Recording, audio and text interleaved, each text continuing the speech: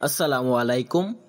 সম্মানিত খামারি ভাই ও বন্ধুগণ, আপনারা কি চান কম খাবারে মাছ চাষ করবেন, তারপরেও মাত্র 6 মাসে বিক্রি করবেন বাজারে দেশি ট্যাংরা? তাহলে আপনাদের জন্য এই ভিডিও। তো চাষি ভাইরা কীভাবে বিক্রি করবেন অল্প দিনে দেশি ট্যাংরা? তো চাষি ভাইরা, আগে আপনাদেরকে বলি দেশি ট্যাংরা মাছ কেমন খাবার লাগে চাষ করতে চাইলে।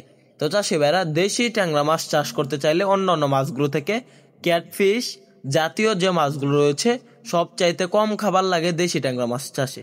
কেননা দেশি ট্যাংরা মাছ হচ্ছে মাটির নিচে লেয়ারের মাছ। এই মাছগুলা মাটি থেকে জুট প্লান্টন, ফ্লাইটো প্লান্টন, তাছাড়াও ফুলজির বিভিন্ন মাটির থেকে বা পানি থেকে ভিটামিন সংগ্রহ করে খেয়ে থাকে বা প্রাকৃতিক খাবার খেয়ে বেঁচে থাকে। তো চাষিবারা এই মাছগুলোকে আপনার অর্গানিক খাবার বেশি খাওয়াতে হয় বা প্রাকৃতিক খাবার বেশি পরিমাণে খেয়ে থাকে। নিজে হাতে বানানো বা বাজার থেকে যে ফিড নার্সারি কিনে খাওয়ান, এগুলা খুব কমই লাগে, কেননা এই মাছগুলা প্রাকৃতিক খাবার প্রচুর পরিমাণে খায়।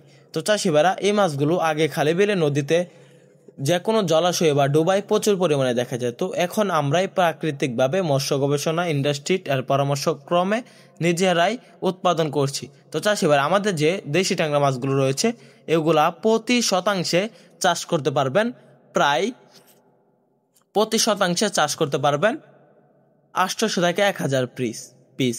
তো চাষিবারা, আপনারা বর্তমান সময়ে চাষ করতে পারবেন 1000 লাইনের দেশি ট্যাংরা।